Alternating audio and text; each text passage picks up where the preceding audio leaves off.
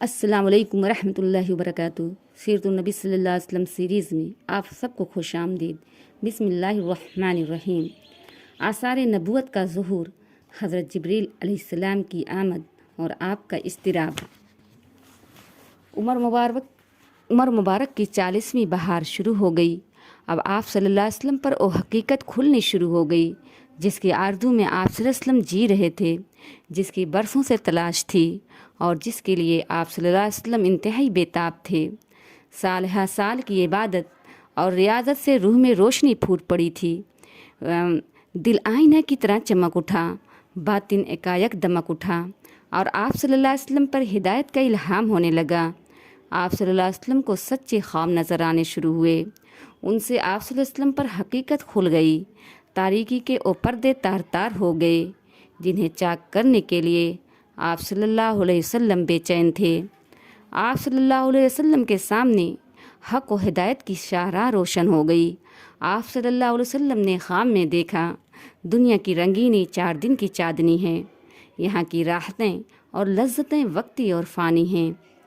آپ صلی اللہ علیہ وسلم کو اندازہ ہوا قوم کتنی غلط باتوں میں گرفتار ہے، اس کے عقیدوں میں کتنا بگاڑ ہے، وہ سیدھی راہ سے کتنی دور ہے۔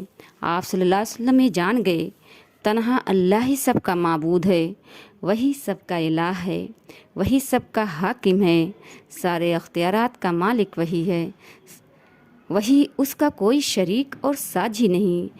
سارے انسان اسی کے بندے ہیں، زمین و آسمان اسی کے تابع ہیں، وہ سب کو اس کے کیے گا بدلہ دے گا۔ ذرہ برابر نیکی ہوگی وہ بھی سامنے آئے گی، بدی ہوگی وہ بھی سامنے آئے گی۔ آپ صلی اللہ علیہ وسلم کو برابر سچے خواب دکھائی دینے لگے۔ جو باتیں جاننے کے لیے آپ صلی اللہ علیہ وسلم بے چین تھے، جن کی حقیقت معلوم کرنے کے لیے آپ صلی اللہ علیہ وسلم بے قرار تھے، اب وہ سورج چاند کی طرح روشن ہو گئیں۔ حق بالکل عیاں ہو کر سامنے آ گیا۔ باطل کی ساری حقیقت آپ صلی اللہ علیہ وسلم پر واضح ہو گئی۔ اس سے آپ صلی اللہ علیہ وسلم کو بے حد خوشی ہوئی۔ دل گلاب کی طرح کھل اٹھا، سینہ نور ایمان سے دمک اٹھا، لیکن ساتھ ہی گھبراہٹ طاری ہو گئی۔ آپ صلی اللہ علیہ وسلم کو ایک زمانے سے حقیقت کی تلاش تھی۔ اس حقیقت کو پا کر آپ صلی اللہ علیہ وسلم کو بے پناہ خوشی ہوئی، لیکن اس کا اعلان کرنے پر قوم کا کیا رویہ ہوگا، یہ سوچ کر آپ صلی اللہ علیہ وسلم گھبرا اٹھے۔ خوف سے دل لرزنے لگا۔ اللہ نے آپ صلی اللہ علیہ وسلم کو ہدایت دی، آپ کو وہ راہ سجائی جو اس کے نیک بندوں کی راہ ہے، لیکن قوم تو گمراہی کے دلدل میں پھنسی ہے۔ اسے ہدایت کی شاہراہ پر کون لائے گا؟ باطل سے اسے بیزار کون کرے گا؟ حق کو اس کے دل میں کون اتارے گا؟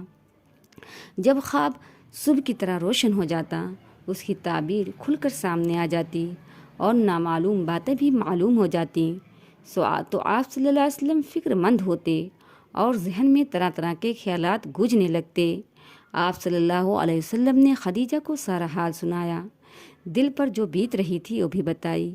خدیجہ نے ساری باتیں توجہ سے سنی، پھر آپ صلی اللہ علیہ وسلم کی ڈھارس بدھائی۔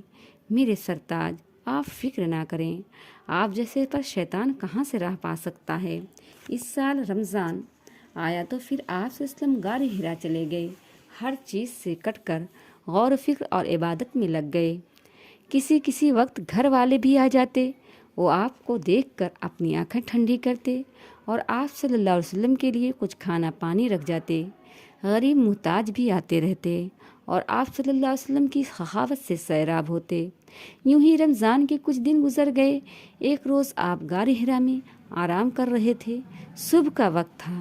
اچانک ایک فرشتہ دکھائی دیا، انتہائی حسین و جمیل فرشتہ، ہاتھ میں ریشم کا ایک ٹکڑا تھا۔ بولا، اقرا، پڑھو۔ آپ صلی اللہ علیہ وسلم بہت گھبرائے، فرمایا، ما اقرأ، مجھے پڑھنا نہیں آتا۔ آپ صلی اللہ علیہ وسلم کو ایسا محسوس ہوا جیسے وہ جسم مبارک کو بھیج رہا ہو، پھر چھوڑ دیا اور کہا، اقرا، پڑھو۔ آپ صلی اللہ علیہ وسلم نے پھر فرمایا، ما اقرأ، مجھے پڑھنا نہیں آتا۔ آپ صلی اللہ علیہ وسلم کو پھر محسوس ہوا جیسے جسم مبارک کو بھیج رہا ہو، پھر چھوڑ دیا اور کہا اقرا پڑھو۔ آپ صلی اللہ علیہ وسلم کو اندیشہ ہوا اور پھر جس مبارک کو بھیجے گا اور اس بار اور زور سے بھیجے گا۔ فرمایا کیا پڑھوں؟ ماذا اقرأ؟ فرشتے نے کہا اقرا بسم ربک الذی خلق خلق الانسان من علق اقرا وربک الاکرم اکرم الذی علم بالقلم علم الانسان ما لم یعلم۔ پڑھو اپنے رب کے نام سے جس نے پیدا کیا انسان کو خون کی پھٹکی سے۔ پڑھو تمہارا رب تمہارا مہربان رب ہی ہے جس نے قلم سے سکھایا انسان کو وہ کچھ سکھایا جو اسے معلوم نہ تھا۔ فرشتے کے بتانے پر آپ صلی اللہ علیہ وسلم نے یہ آیتیں پڑھیں، پڑھتے ہی یاد ہو گئیں، ذہن پر نقش ہو گئیں۔ پھر فرشتہ چلا گیا۔ آپ صلی اللہ علیہ وسلم اٹھ کھڑے ہوئے، خوف سے دل بیٹھا جا رہا تھا۔ آپ صلی اللہ علیہ وسلم سہمی سہمی نگاہوں سے غار حرا میں ہر طرف دیکھنے لگے۔ حیرانی اور پریشانی کا عالم تھا۔ دل ہی دل میں سوچنے لگے ابھی مجھ سے کس نے باتیں کی ہیں، کون مجھے پڑھا کر گیا ہے۔ پھر تیزی سے غار سے باہر آئے۔ اب آپ صلی اللہ علیہ وسلم پہاڑ کی گھاٹیوں سے گزرنے لگے۔ پورا جسم کانپ رہا تھا۔ دل میں بار بار خیال آتا شروع میں جو خواب نظر آئے تو بالکل صحیح نکلے۔ ان سے بہت سی نئی نئی باتیں معلوم ہوئی۔ جس چیز کی تلاش تھی وہ کھل کر سامنے آ گئی، لیکن وہ کون تھا جو ابھی یہاں کھڑا تھا؟ وہ کون تھا جو پڑھنے کو کہہ رہا تھا؟ اچانک ایک آواز آئی، محمد۔ آپ صلی اللہ علیہ وسلم نے گھبرا کر سر اوپر اٹھایا، دیکھا تو وہی فرشتہ آدمی کی صورت میں کھڑا تھا۔ وہ پکار کر کہہ رہا تھا، محمد، اللہ نے آپ کو رسول بنایا ہے، میں آپ کے پاس اس کی وحی لے کر آیا تھا۔ میں جبرائیل امین ہوں، میں وحی کا فرشتہ ہوں۔ آپ صلی اللہ علیہ وسلم کی گھبراہٹ اور بڑھی، کبھی دائیں طرف دیکھتے کبھی بائیں طرف، لیکن جدھر دیکھتے وہی نظر آتا، جدھر رخ کرتے وہی موجود ہوتا۔ آگے بڑھیں یا پیچھے ہٹیں، نظریں نیچی کریں یا اوپر اٹھائیں، ہر طرف اور ہر جگہ وہی تھا۔ بہت دیر ہو گئی۔ آپ صلی اللہ علیہ وسلم یوں ہی کھڑے رہے اور نہ جانے کیا کیا سوچتے رہے۔ ادھر بی بی خدیجہ نے غار میں آپ صلی اللہ علیہ وسلم کے پاس آدمی بھیجا۔ آپ صلی اللہ علیہ وسلم وہاں نہ ملے، رشتہ داروں کے ہاں دکھوایا، وہاں بھی نہ تھے۔ یہاں وہاں آدمی دوڑایا، لیکن نہ ملنا تھا، نہ ملے۔ پھر فرشتہ چلا گیا۔ آپ صلی اللہ علیہ وسلم خدیجہ کے پاس آئے، خوف سے لرزتے ہوئے، پسینے میں نہائے ہوئے۔ آتے ہی فرمایا، مجھے کچھ اڑا دو، مجھے کچھ اڑا دو۔ بی بی خدیجہ نے چادر اڑا دی۔ آپ صلی اللہ علیہ وسلم کی یہ حالت دیکھ کر وہ گھبرائیں۔ دل میں خیالات امڑنے لگے، کیا آپ کی طبیعت خراب ہو گئی؟ کیا تب لرزہ ہو گیا؟ کیا کوئی آفت آ پڑی؟ جب کچھ سکون ہوا، خوف کچھ دور ہوا، جسم کی کپ کپی میں کمی ہوئی، تو حضرت خدیجہ نے پوچھا، آپ تھے کہاں اور آپ کو کیا ہوا؟ آپ صلی اللہ علیہ وسلم نے ان کی طرف دیکھا، نظروں سے بے چارگی ٹپک پڑ رہی تھی۔ فرمایا، خدیجہ، میں تمہیں کیا بتاؤں مجھے کیا ہوا؟ پھر جو کچھ دیکھا وہ بیان کیا۔ بی بی خدیجہ تھی بہت ہوشیار، یہ باتیں سن کر ذرا نہ گھبرائیں۔ انہوں نے آپ صلی اللہ علیہ وسلم کو بہت ہی عزت کی نظروں سے دیکھا، چہرے پر یقین و اطمینان کی مسکراہٹ تھی۔ انہوں نے آپ صلی اللہ علیہ وسلم کو اطمینان دلایا، بولی، میرے چچا کے بیٹے خوش ہو جائیے، جو کچھ کر رہے ہیں کرتے رہیے۔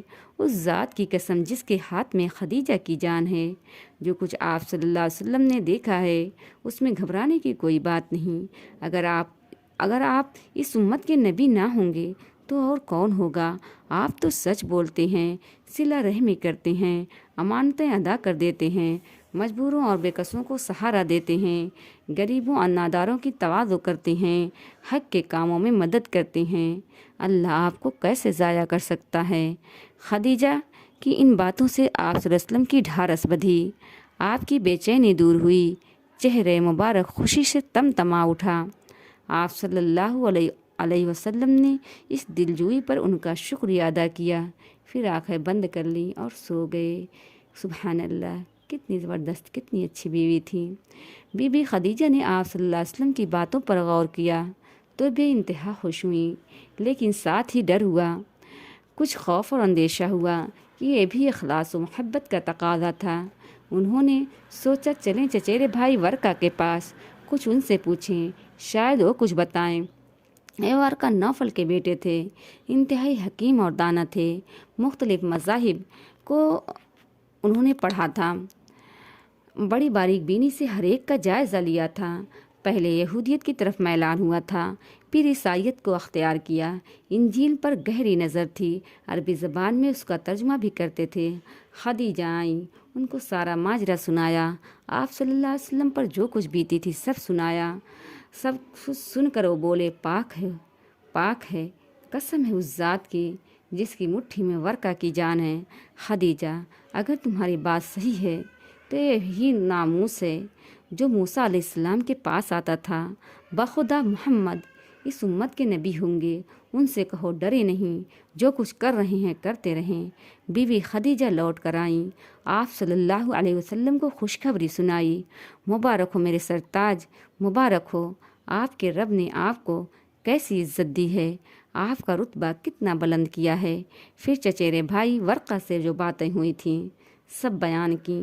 आखिर में कहा वो आपसे मिलना चाहते हैं। फिर उसी दम वो ईमान ले आईं। आप सल्लल्लाहु अलैहि वसल्लम काबे का तवाफ़ करने चले। रास्ते में वर्का मिल गए।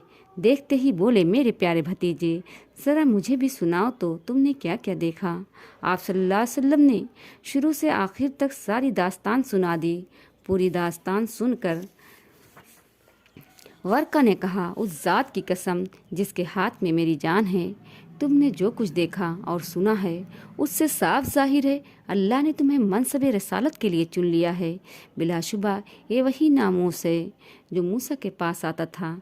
भतीजे, तुम नबी होने का ऐलान करोगे तो लोग झुटलाएंगे, हर तरह सताएंगे, घर से बेघर कर देंगे, जंग करने से भी ना चौकेंगे। काश उस वक्त मैं ज़िंदा रहता मोहम्मद, तो क्या मेरी कौम के लोग मुझे घर से बेघर कर देंगे। वर्का, हाँ यकीनन ऐसा होगा। जब भी कोई नबी आया कौम ने यही सलूक किया। अगर वो दिन देखने नसीब हुए तो मैं तुम्हारी ऐसी मदद करूँगा कि अल्लाह ही जानता है। फिर सर मुबारक की तरफ बढ़े और बहुत ही शफ़क़त से बोसा दिया। प्यारे नबी सल्लल्लाहु अलैहि वसल्लम लौट के आए तो बहुत फ़िक्रमंद और उदास थे।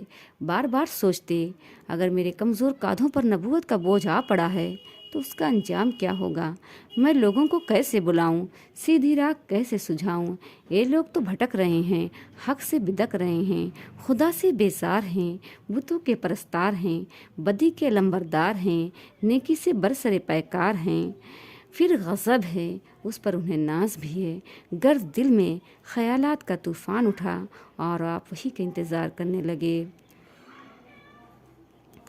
अल्लाह हाफिज़। बस आज के लिए इतना ही। मज़ीद मालूमात के लिए अगली किस्त का इंतज़ार करें। वीडियो पसंद आई हो लाइक और शेयर करें। अस्सलामु अलैकुम वरहमतुल्लाहि वबरकातुहू।